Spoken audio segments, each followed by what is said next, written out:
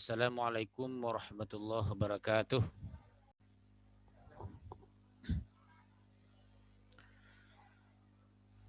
A'udzu billahi minasyaitonir rajim. Bismillahirrahmanirrahim.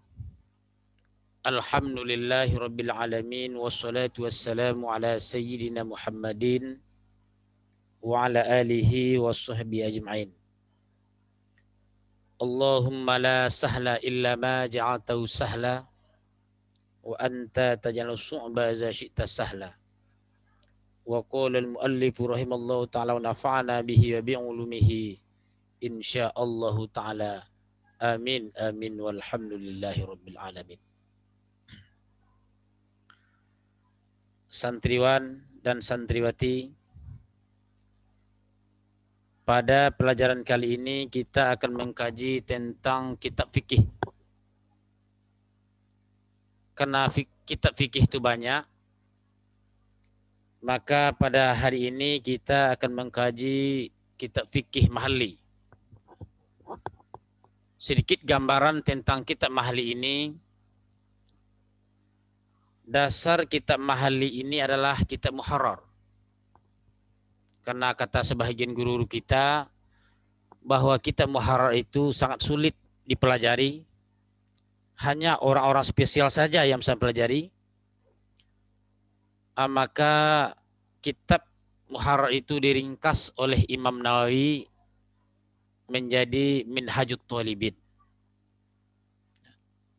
Setelah kitab muharrar itu diringkas menjadi Minhajut Thalibin, ternyata juga masih sulit dipelajari, hanya orang-orang spesial saja.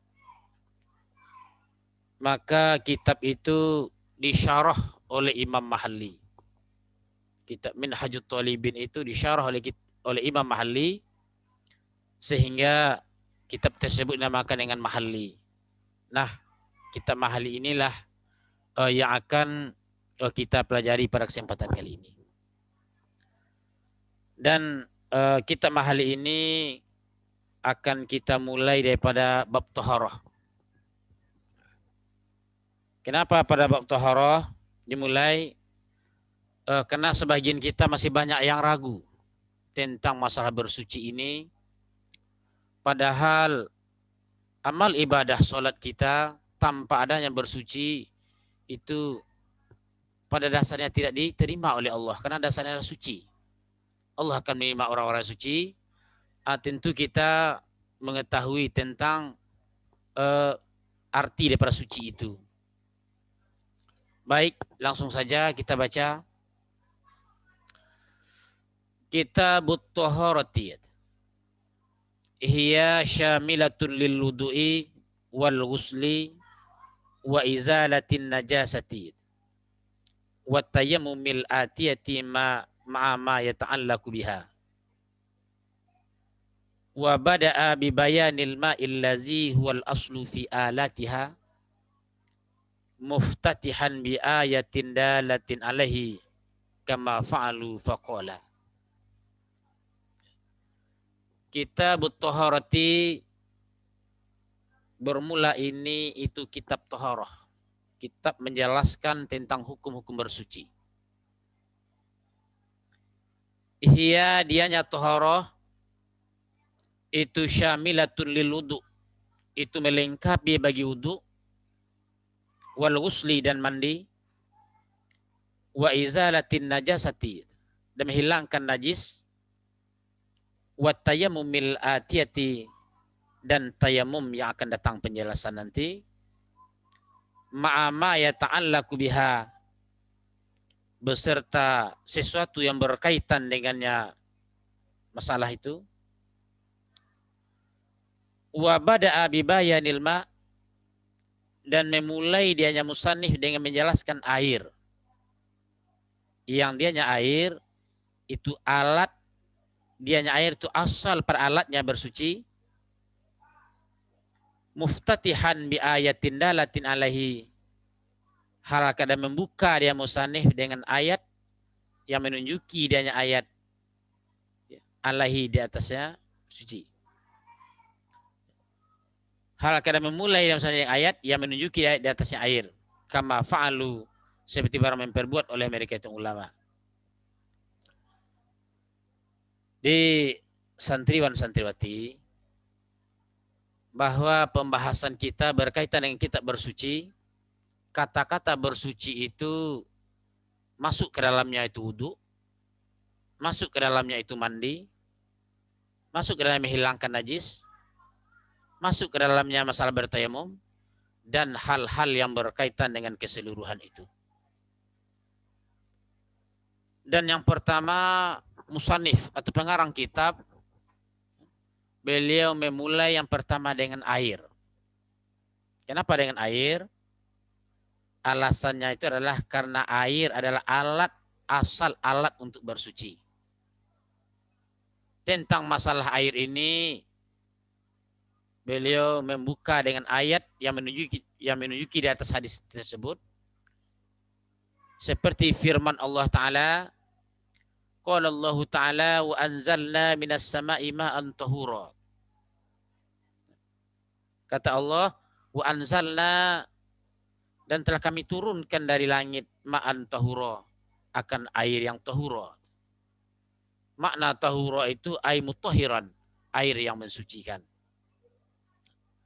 Wa yu'abbaru anhu bil mutlaqi, dan diibaratkan anhu daripada air mutlak, daripada air yang suci itu, bil mutlaqi, dengan air mutlak.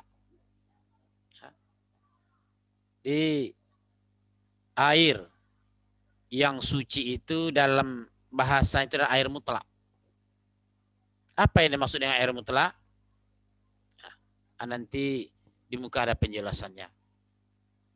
Yang jelas, yang pertama, bahwa musannif memulai tentang suci ini, toharah ini, yang pertama dengan air.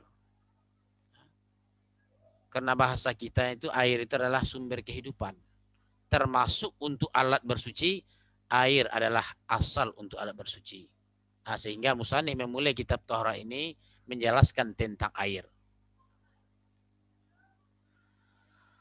Wa yushtaratu li raf'il hadasi wan najasil ladzi wal aslu fi taharah ma'un mutlaqun.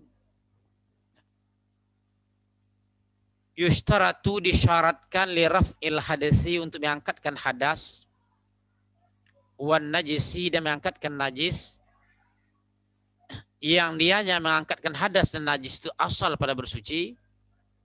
Akan apa disyaratkan? Akan ma'un mutlaqun, akan air yang mutlak. Di santriwan santriwati zaman kini kadang-kadang kita banyak melihat, karena mungkin keluarga kita tatkala mengangkatkan hadas, tatkala membasuh najis, kadang-kadang tidak dengan air mutlak.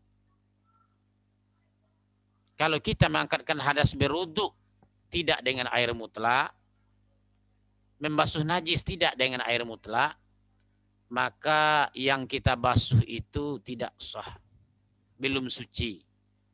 Kalau kita berwudu bukan dengan air mutlak, maka kita belum sah kita untuk berwudu. Nah, apa yang dimaksud dengan air mutlak itu? Wahuwa, dan bermula dari air mutlak itu maya kau alaihi ismu ma'in bila kaidin. Itu barang yang terjadi di atasnya barang oleh nama air dengan tanpa kait. Maksudnya kita membaca air itu tanpa dikaitkan dengan apapun. Contohnya air kelapa, berarti air itu telah dikaitkan dengan kelapa. Yang mana air mutlak itu adalah air. Berarti kita tanpa mengaitkan, tanpa menyambung kata-kata air dengan yang lain. Maka disebut dengan air mutlak. Makanya untuk bisa kita mengangkatkan hadas, bisa menghilangkan najis, itu disyaratkan adalah air mutlak. Tanpa dikaitkan dengan apapun. Wa in kuyida limuwafaqatil waqi, sekalipun dikaitkan air itu limuwafaqatil waqi, bagi yang sesuai kejadiannya. Kalau air dikaitkan dengan yang sesuai kejadian, itu boleh, itu tidak masalah, karena itu namanya kait yang tanggal. Seperti contoh air laut, air dikaitkan dengan laut, air sumur, air dikaitkan dengan sumur. Ya tatkala air dalam sumur namanya air sumur. Tapi tatkala air sumur itu kita bawa pulang, kita bawa ke rumah, maka sumurnya tinggal. Yang terbaca hanya air. Maka itu dinamakan dengan air, kaitnya kait yang muafik. Nah, itu tidak masalah. Kait yang muafik dengan kejadian. Yang tidak boleh adalah kait yang selalu di bawah. Seperti air kelapa. Tatkala masih dalam kelapa, air kelapa masih air kelapa.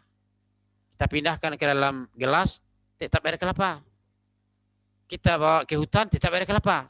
Maka itu tidak sah kita berwuduk dengan air kelapa, karena air itu tidak air mutlak. Karena dia tidak dikaitkan, kaitnya itu tidak tanggal-tanggal.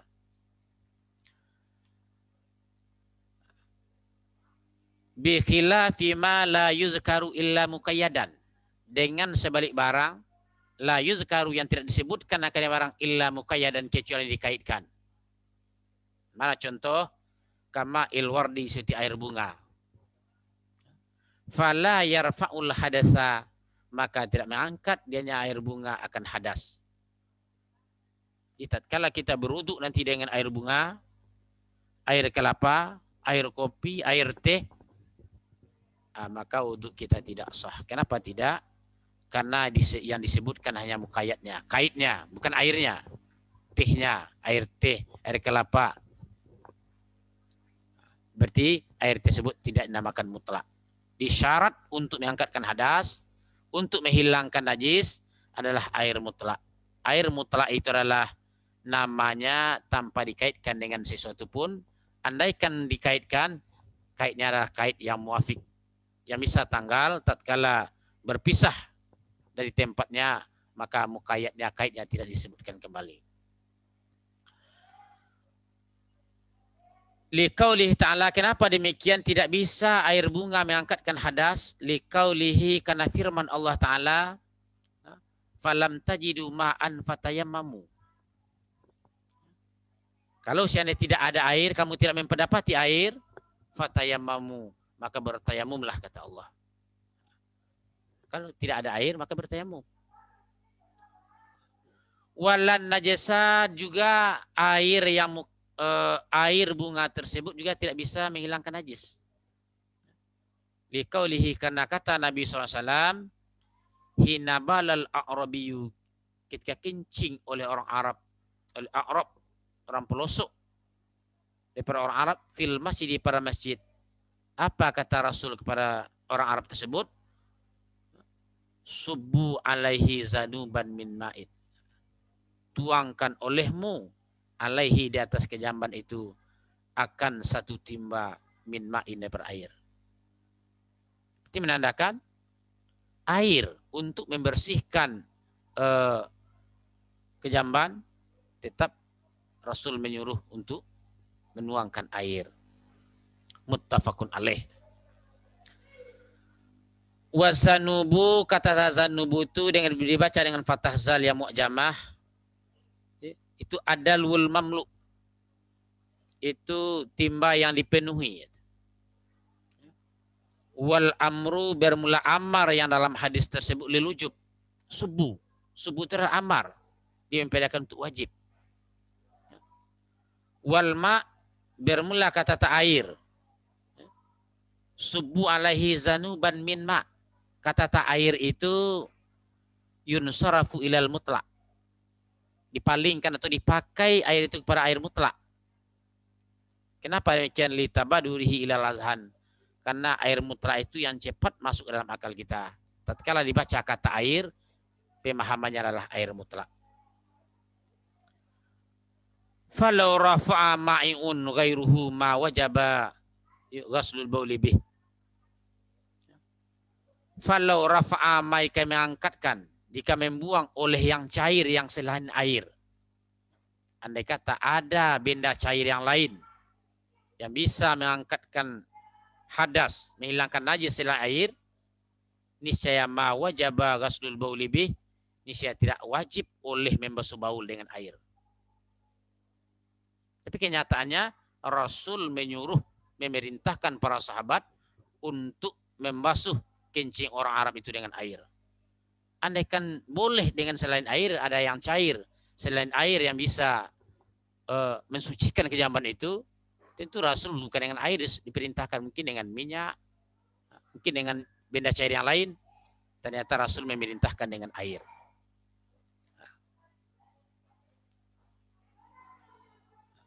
Wala tayammumu, juga tidak akan wajib oleh bertayamum indah fakdi, ketika fakir air. Andaikan yang cair, benda cair yang lain bisa mensucikan, sungguh Allah Ta'ala tidak akan memerintahkan kita bertayamum ketika tidak ada air. Mungkin kita disuruh berminyak dengan bensin, mungkin dengan solar atau minyak-minyak yang lain, kan benda cair.